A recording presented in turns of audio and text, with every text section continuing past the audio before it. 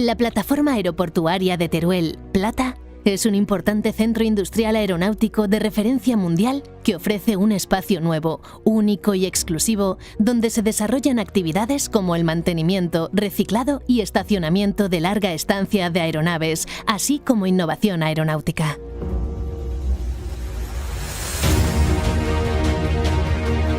Desde sus inicios, sus instalaciones se han preparado para poder estacionar aeronaves para una larga estancia, ubicándolas en una campa innovadora en su concepción del pavimento para disminuir costes operativos.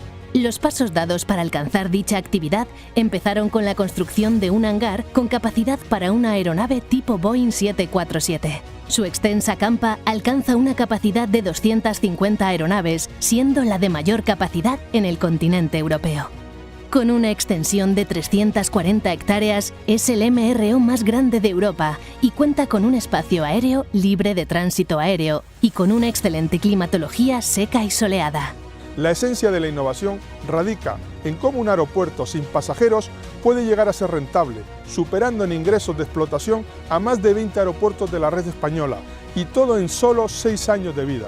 Esto se debe a la innovación llevada a cabo en la actividad aeroportuaria destinada a la industria de la reconversión medioambiental aeronáutica, con estacionamiento de larga estancia de grandes aeronaves, reciclado y mantenimiento especializado de aeronaves con un valor añadido.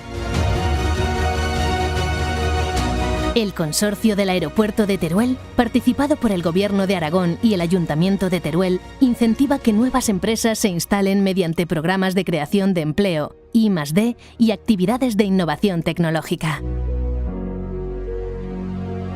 Los planes estratégicos de futuro pasan por la construcción de un hangar doble único en España para 2 A380 y la planificación de nuevas infraestructuras.